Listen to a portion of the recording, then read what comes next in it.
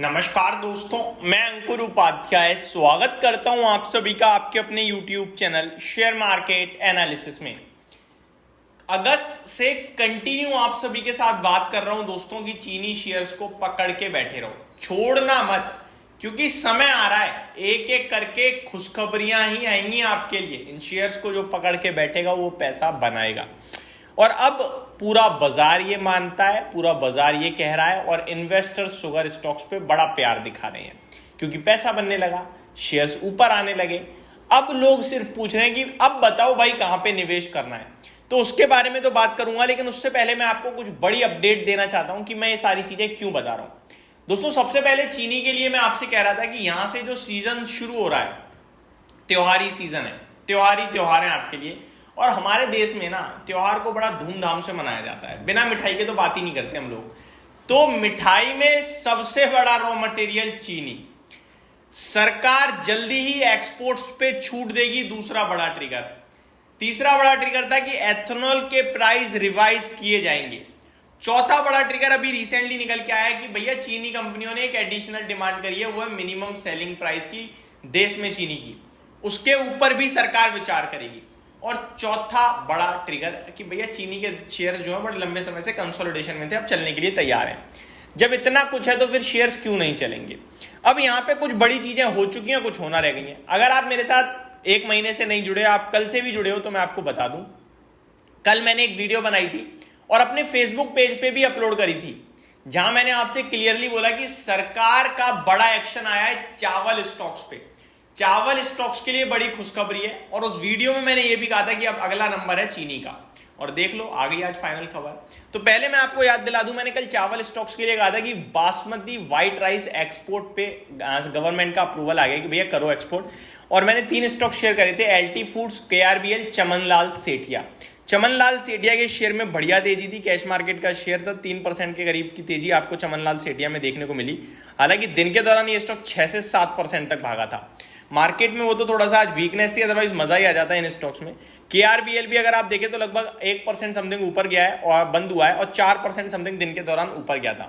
LT foods, जिसे आप लोग दावत के नाम से भी जानते हो, 400 रुपए पे बंद हुआ है 1% की तेजी के साथ, लेकिन दिन के दौरान 4 से 5% भागा था।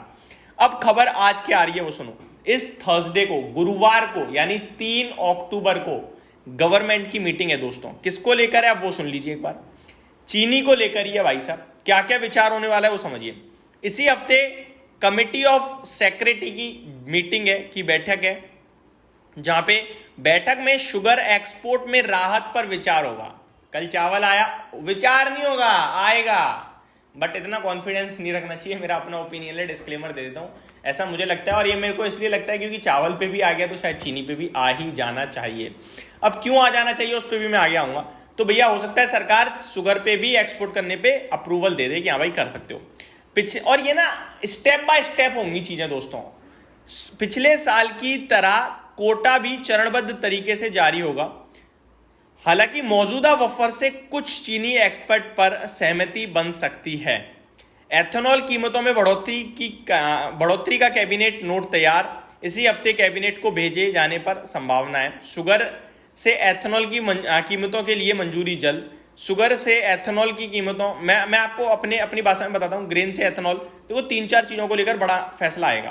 पहला आएगा एक्सपोर्ट को लेकर, खुल सकते हैं कुछ एक्सपोर्ट, बस इसमें क्या होगा, थोड़ा सा बांटा जाएगा।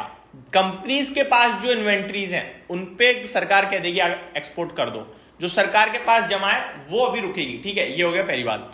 दूसरी चीज, एथेनॉल प्राइस रिवीजन आएगा, जो बड़े लंबे समय से चीनी कंपनियां, चीनी सेक्टर डिमांड कर रहा है। एथेनॉल प्राइस रिवीजन आएगा, अलग अलग एथेनॉल के लिए अलग अलग प्राइस रिवीजन आएगा। माना ऐसे जा रहा है 2.5 रुपए से लेकर 4.5-5 रुपए तक का ऊपर स्तर देखने को मिल सकता है, यानी कि 2.5 से लेकर 4.5 से 5 रुपए तक बढ़ सकते हैं एथेनॉल के प्राइजेस। हो सकता है बी हैवी मॉलिसिस के लिए कितना बढ़े, सी हैवी के लिए कितना बढ़े, ग्रेन बेस्ड एथेनॉल के लिए कितना बढ़े, ये सारी चीजें हमें पता चलेंगी जब अनाउंसमेंट आ जाएगी। लेकिन इतना जरूर है कि चीनी के प्राइसेस बढ़ने का अनुमान है। तीसरी बड़ी बात क्या होगी यहाँ पे, तीसरी बड़ी बात ये है दोस्तों कि चीनी कंपनीज के लिए यहाँ पे जो मिनिमम सेलिंग प्राइस है वो भी शायद अपवर्ड रिवाइज किया जा सकता है। तो तो ये सारी की सारी बड़ी पॉजिटिव चीजें होंगी। अगर ऐसा होता है देन डेफिनेटली चीनी स्टॉक्स और तेजी से भागने चाहिए। अब सवाल सिर्फ एक रह गया कि पैसा कहाँ लगाया जाए। चीनी के लिए खबरें तो सारी पॉजिटिव आने वाली हैं, एक एक करके आएंगी आपके लिए धीरे धीरे धीरे धीरे। इस समय नेगेटिव चीनी कंपनीज के लिए कुछ भी नहीं दिखेगा दोस्तों, इतना मैं आपसे कह सकता हूं। और जब इन स्टॉक्स के लिए कुछ नेगेटिव नहीं होता और पॉजिटिव होता है ना, तो एक एक दिन में 10% भागते हैं और बाकी दिन साइड में रहते हैं।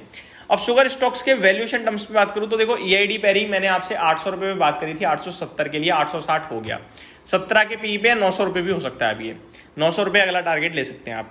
आगे बात करूं तो मैंने आप सभी के साथ बात करी थी उत्तम शुगर के बारे में। उत्तम शुगर 370 हो गया, 335, 40, 45 हर भाव पे डिस्कस किया है। ये स्टॉक अभी भी पकड़ के रखो 400 रुपए के लक्ष्य के लिए।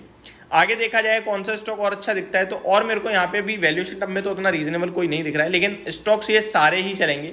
श्री रेणुका शुगर 46 रुपए पे आपसे कहा था 50 के लिए, 54 हो गया, 55.5 हो गया, बोले 54.5 हो गया बल्कि। तो ये सारे स्टॉक्स अच्छे ही दिख रहे हैं, अच्छे चलेंगे। आप जहां भी जिस भी चीनी शेयर में हैं, आप डेफिनेटली बैठे रहोगे तो पैसा बनेगा। तो ये मेरी तरफ से एक शॉर्ट सिंपल अपडेट थी। होप आपको सारी चीजें समझ में आई होंगी। Thank you so much for watching this video. Have a great day guys.